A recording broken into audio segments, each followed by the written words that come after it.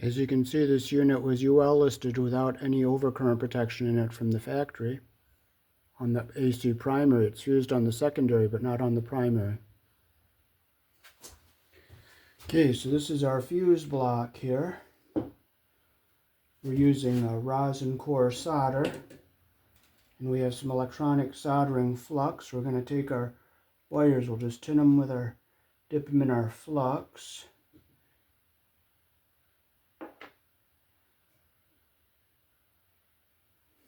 So we have to get this up like this.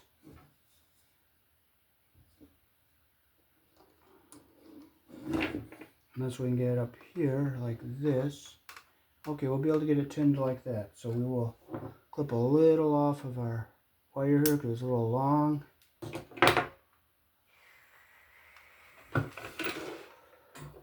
Clean our iron. We'll tin our iron with some 40-60 solder. So we're going to position this so it's at an angle where we don't drip it all over everything. We'll put some solder on our terminal. We're going to be put a tack soldering to. We're going to put some solder on our iron.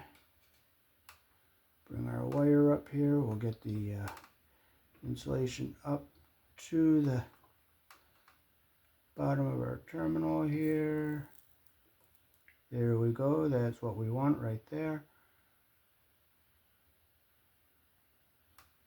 There we have a really nice clean solder joint. See how nice and clean that is? Now we'll bring it around this way.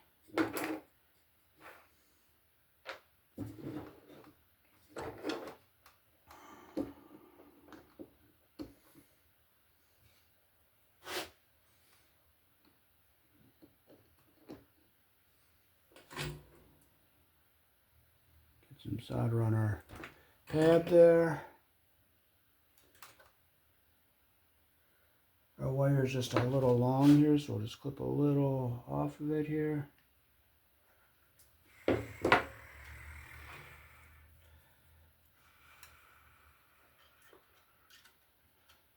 Tin our wire.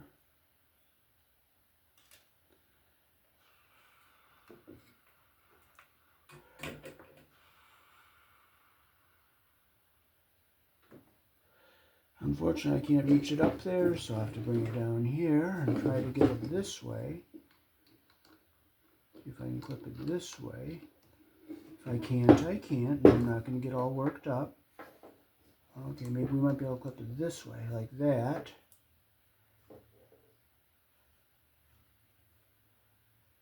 Okay, we can get it like this. So we'll hold that. We'll get some flux on our wire here. Clean our tip. Tin our iron. And we will tack solder right here. There we go. We got a really nice. Well, I'm going to put a little more on here. There we go. We'll just let that cool a little bit.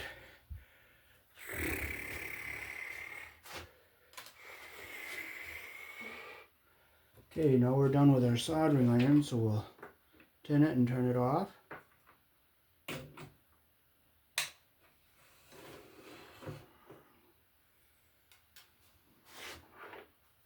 I'll just let that cool a little bit.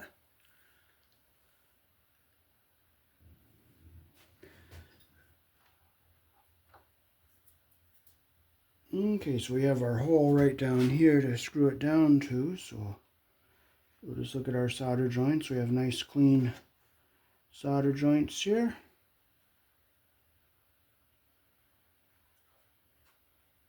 No mess down here, no mess down here. And we take our screw, put it in through here, and then we go down to our hole.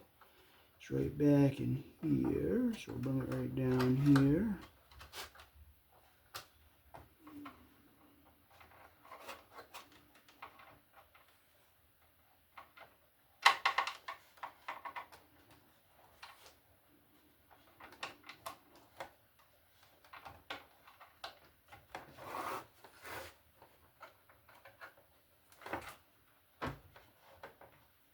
So we're not going to be able to use that hole, so I'm going to use one over further. So I'll just take my pliers here and I'll just poke one out a little bit bigger down here. It's plastic. I can just ream it out just a bit here.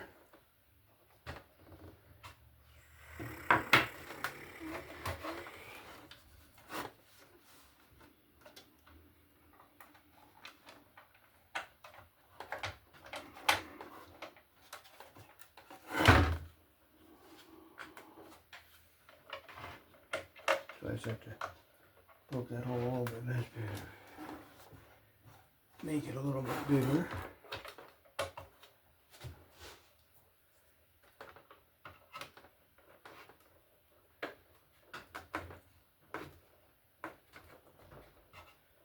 There we go.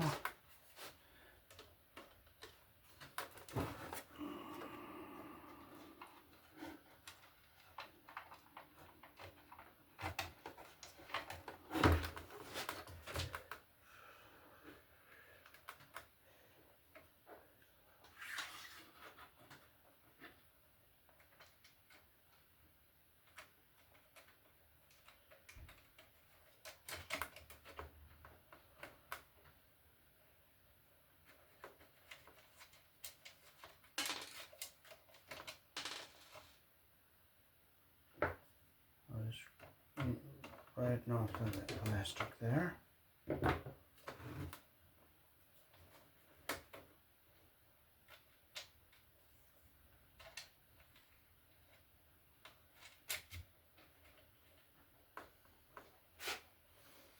No, he is in no way.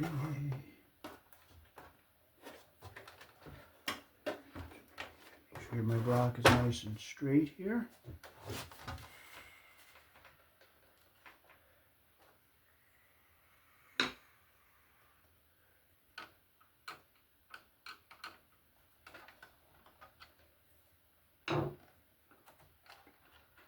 Make sure it's all nice and straight. Like that. I'll come over here.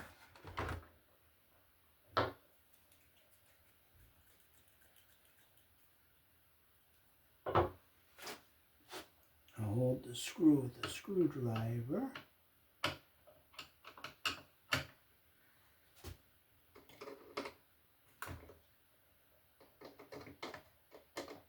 If I had a nut driver, it would be nicer, but you know what? I don't have one, so I'm not going to complain. I'll be thankful for what I have. Make sure it's staying straight, which it is.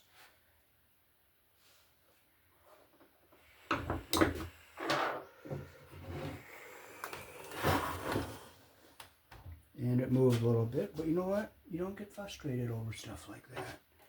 You just don't. Just make it straight there.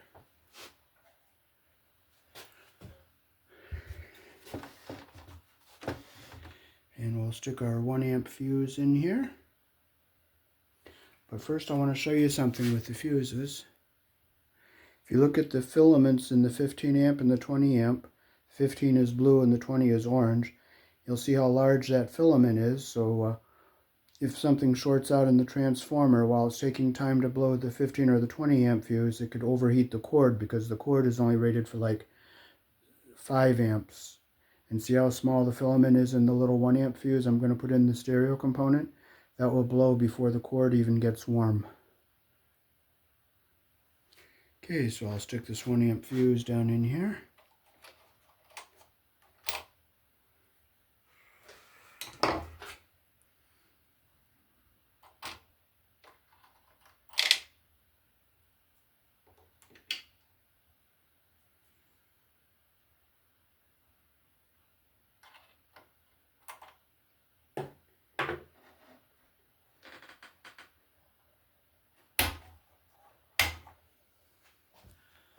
There it is, that's where we want it. So I'll show you something inside here.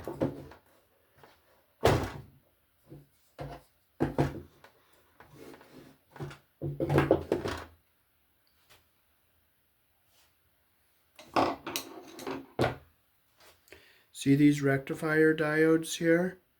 And the capacitors and the voltage regulator, if they go bad in a shorting condition, it can cause this transformer to overheat, but this fuse should blow.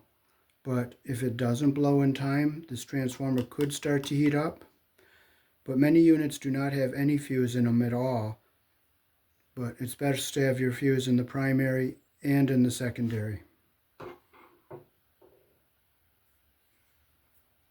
Because like if you get maybe a surge in the primary that shorts out the transformer, the primary windings can short out and get very hot and start drawing up to the full 20 amps to blow the house fuse. So with this 1 amp fuse in it, it will prevent that from happening.